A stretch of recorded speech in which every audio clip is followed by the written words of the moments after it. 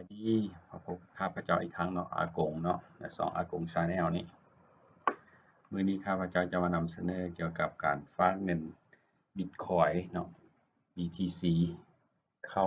คริปโตแบงก์เพื่อจะแลกเปลี่ยนเป็นเงินกีบต่อไปเนาะเริ่มกันเลยเนาะคือหลังจากเราล็อกอินหน้าคริปโตแบงก์เข้ามาแล้วมันก็จะเป็นหน้าไหนนี้เราก็มาเข้าที่เมนูบาลานซ์นี้เนาะก็จะมีกระเป๋า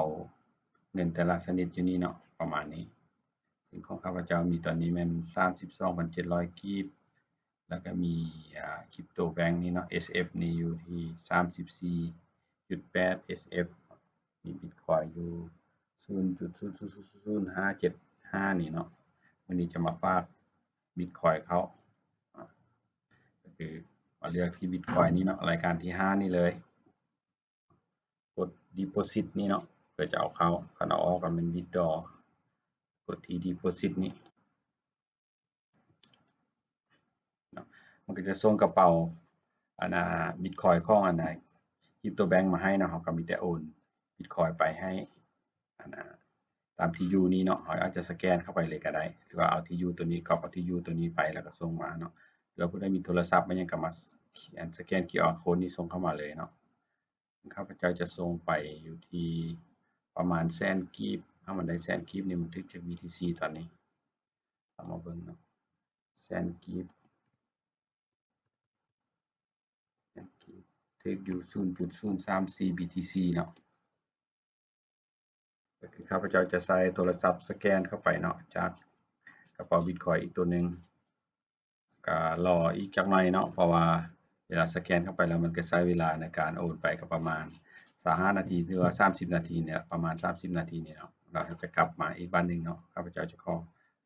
กดวิดีโอค้างไว้สำนี้ก่อนเนาะตัดกลับมาเนาะวันนี้เนาะใช้เวลาประมาณว่าครึ่งชั่วโมงบ่แม่นเนาะเกือบชั่วโมงเนาะเงินเข้ามาแล้วเนาะคริปโตแม่นบิตคอยน์เนาะนี่เนาะ 0.034 นี่เนาะคือว่าฝากเข้ามาได้เรียบร้อยเนาะนี่ก็เป็นขั้นตอนการฝากบิตคอยน์เข้ามาเนาะเพื่อจะไว้ไปถอนเนาะจะแลกเป็นคริปโต SF เนาะแล้วก็แลกเป็นเงินกีบอีกวันหนึ่งแต่ว่ากดติดตามช่องข้าพเจ้าไว้เนาะคลิปต่อไปจะเฮ็ดโตถอนจากบิตคอยน์ไปเป็นเงินกีบเนาะคลิปนี้ก็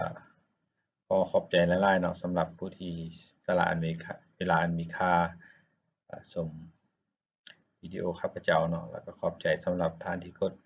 ไลค์กดแชร์แล้วก็กด Subscribe แล้วก็กดแจ้งเตือนเนาะเมื่อเวลาข้าพเจ้าอัปวิดีโอใหม่ๆก็จะทำฮู้ก่อนหมู่เลยเนาะขอขอบใจเนาะ